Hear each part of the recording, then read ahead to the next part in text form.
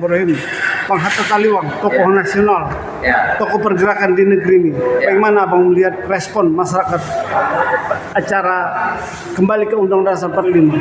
Oh iya, saya juga surprise karena saya pikir paling 100 orang yang datang, ternyata 500-an yang datang gitu. Itu yang berarti memang apa yang kita suarakan ini bukan suara suara palsu ya.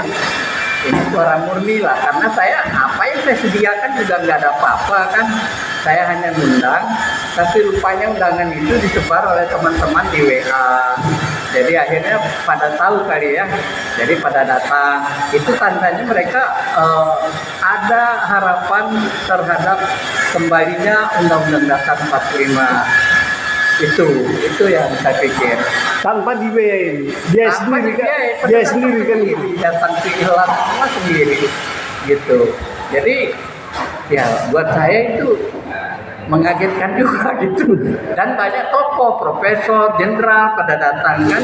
Itu bukan hanya rakyat biasa ya.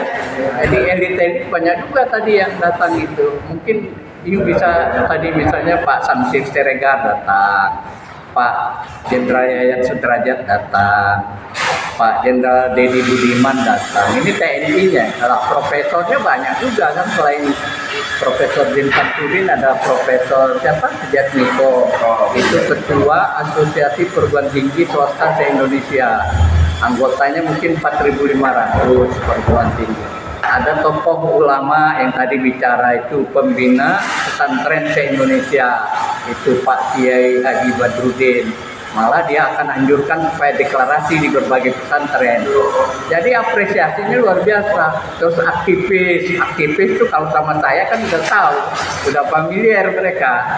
Kalau urusan ada Bang Hatta, mereka suka lah kalau gitu ya, aktivis ini. Setelah acara deklarasi, apa tindak lanjutnya lagi setelah acara ini? Tindak lanjutnya tentu kita konsolidasikan dulu teman-teman. Mungkin kita bentuk grup WA. Lalu dari grup WA ini kita akan atur jadwal ya, seperti yang mau deklarasi di kampungnya atau di desanya atau di kita akomodasi aja semua, kita kita dorong lah gitu supaya mereka ikut menyebarkan gagasan ini. Terus kami sendiri akan membuat petisi online. Tapi bukan petisi sebenarnya isinya, tapi itu model yang tadi tidak ikut bisa ikut tanda tangan gitu lewat tanda tangan online gitu. Terus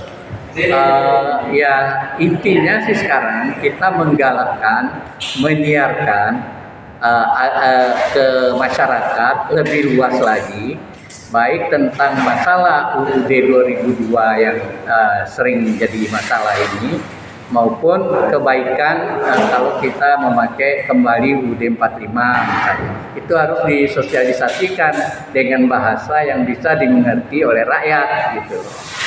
Gitu kira-kira arahnya. Kalau ke depan menurut Bang Hatta, apa sebenarnya yang menjadi kendala yang paling dasar nanti dari MPR RI dan anggota DPD, DPR RI? Sekarang masalah. Sebagai dampak dari amandemen UUD 45 itu kan paling tidak saya bilang ada 5 tadi. Yang pertama, hilangnya MPR sebagai lembaga tertinggi, membuat kontrol terhadap presiden tak ada boleh, ya kan? Akhirnya kan saya tahu sendirilah bagaimana presiden ini melakukan kebijakan yang strategis, misalnya pindah ibu kota. Harusnya kan dibahas di MPR. Itu porsinya bukan sekedar selera presiden. Lalu soal pinjam hutang yang makin membumbung ini, termasuk investasi yang menggila-gila lah istilahnya itu kan juga harusnya dibahas yang strategisnya di MPR sebagai lembaga tertinggi negara. Nyatanya kan apa saja suka-suka lah sekarang ini kan. Jadi itulah dampaknya yang paling nyata yang dirasakan kan, lemahnya kontrol terhadap presiden.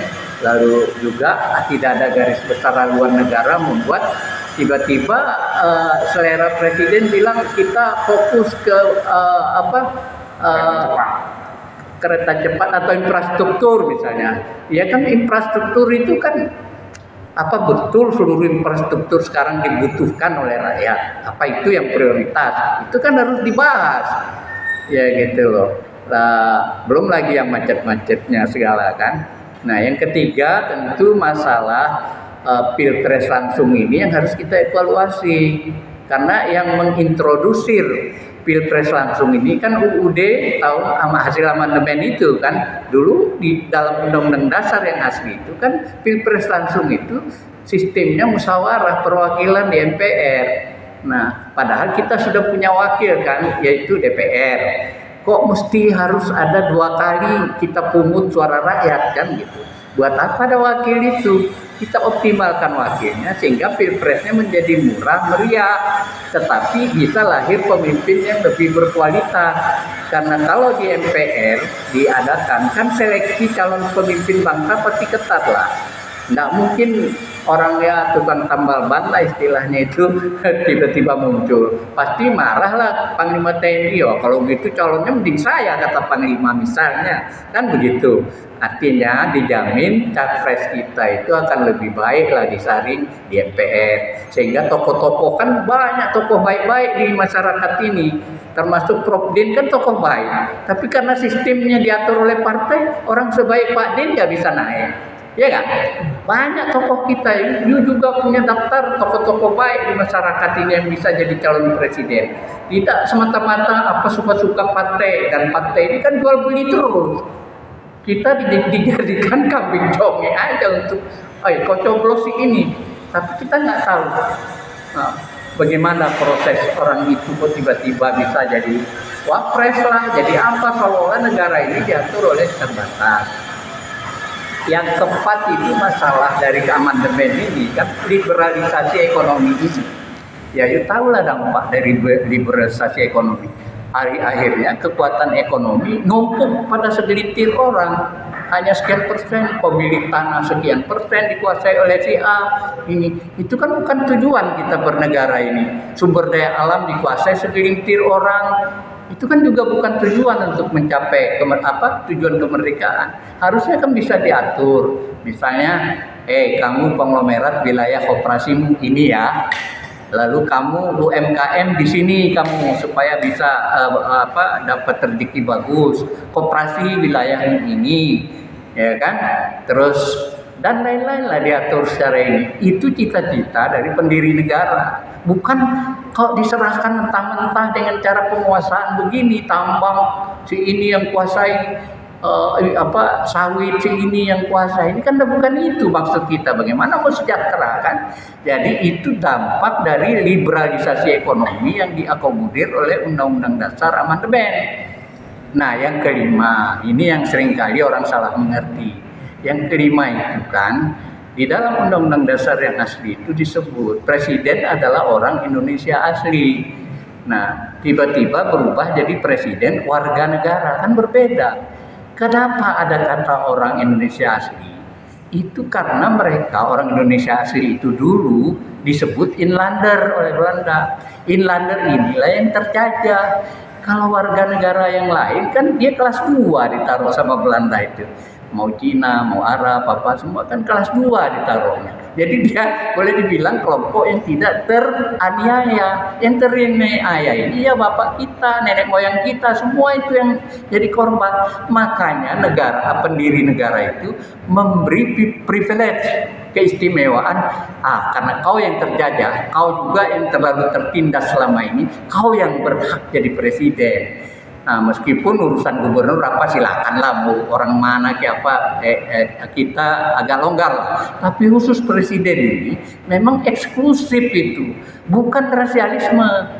Nah, kita bertanya misalnya kalau di India mau nggak orang Arab di India ya boleh jadi presiden? Kan nggak boleh, harus orang India. Di Cina juga pasti nggak mau dia.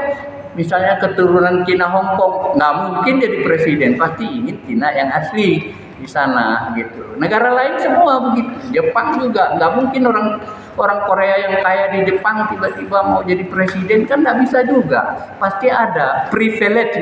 Amerika aja ada. Kalau apa yang disebut sebagai Watts ya. Jadi white, Protestan, satu ya gitu. Ada bukan diskriminasi, ada privilege.